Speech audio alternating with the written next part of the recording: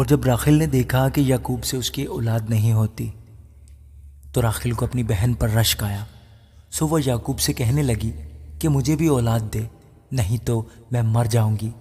تب یعقوب کا قہر راخیل پر بھڑکا اور اس نے کہا، کیا میں خدا کی جگہ ہوں جس نے تجھ کو اولاد سے محروم رکھا ہے؟ اس نے کہا، دیکھ میری لونڈی بلہا حاضر ہے، اس کے پاس جا تاکہ میرے لیے اس سے اولاد ہو اور وہ اولاد میری ٹھہرے۔ اور اس نے اپنی لونڈی بلہا کو اسے دیا کہ اس کی بیوی بنے، اور یعقوب اس کے پاس گیا اور بلہا حاملہ ہوئی اور یعقوب سے اس کے بیٹا ہوا۔ تب راخیل نے کہا کہ خدا نے میرا انصاف کیا اور میری فریاد بھی سنی اور مجھ کو بیٹا بخشا، اس لیے اس نے اس کا نام دان رکھا۔ اور راخیل کی لونڈی بلہا پھر حاملہ ہوئی اور یعقوب سے اس کے دوسرا بیٹا ہوا۔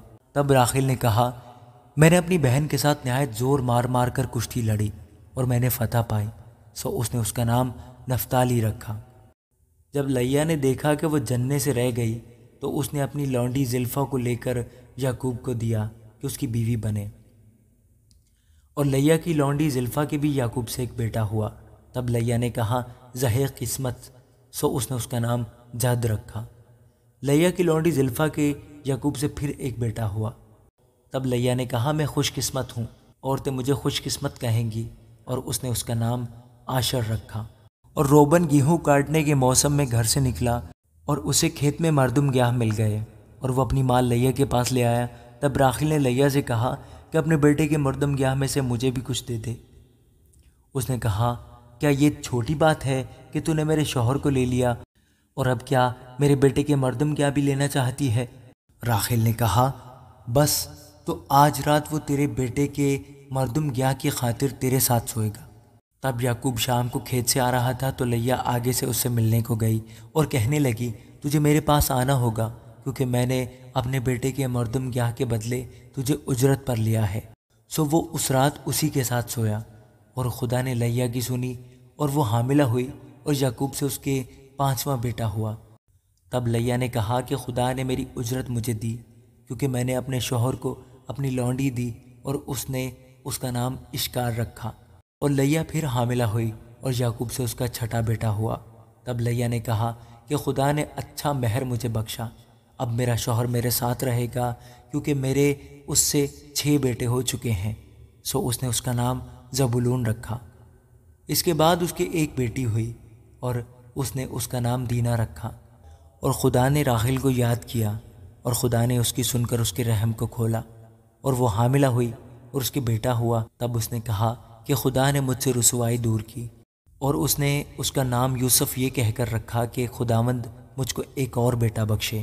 اور جب راخیل سے یوسف پیدا ہوا تو یعقوب نے لابن سے کہا، مجھے رخصت کر کہ میں اپنے گھر اور اپنے وطن کو جاؤں۔ میری بیویاں اور میرے بال بچے جن کی خاطر میں نے تیری خدمت کی ہے میرے حوالے کر اور مجھے جانے دے، کیونکہ تو آپ جانتا ہے کہ میں نے تیری کیسی خدمت کی ہے۔ تب لابن نے اس سے کہا، اگر مجھ پر تیرے کرم کی نظر ہے تو یہیں رہ، کیونکہ میں جان گیا ہوں کہ خداوند نے تیرے سبب سے مجھ کو برکت بخشی ہے۔ اور یہ بھی کہا کہ مجھ سے تو اپنی اجرت ٹھہرا لے اور میں تجھے دیا کروں گا۔ اس نے اسے کہا کہ تو آپ جانتا ہے کہ میں نے تیری کیسی خدمت کی اور تیرے جانور میرے ساتھ کیسے رہے، کیونکہ میرے آنے سے پہلے یہ تھوڑے تھے اور اب بڑھ کر بہت سے ہو گئے ہیں، اور خداوند نے جہاں جہاں میرے قدم پڑے تجھے برکت بخشی۔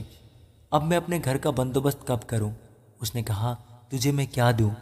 یعقوب نے کہا، تو مجھے کچھ نہ دینا، پر اگر تو میرے لیے ایک کام کر دے تو میں تیری بھیڑ بکریوں کو پھر چراؤں گا اور ان کی نگہبانی کروں گا۔ میں آج تیری سب بھیڑ بکریوں میں چکر لگاؤں گا، اور جتنی بھیڑیں چتلی اور ابلک اور کالی ہوں اور جتنی بکریاں ابلک اور چتلی ہوں ان سب کو الگ ایک طرف کر دوں گا۔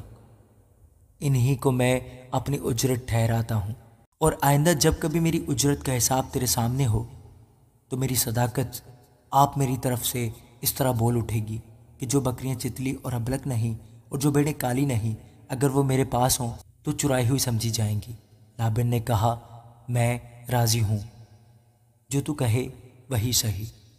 اور اس نے اسی روز دھاری دار اور ابلک بکروں کو اور سب چتلی اور ابلک بکریوں کو جن میں کچھ سفیدی تھی اور تمام کالی بھیڑوں کو الگ کر کے ان کو اپنے بیٹوں کے حوالے کیا۔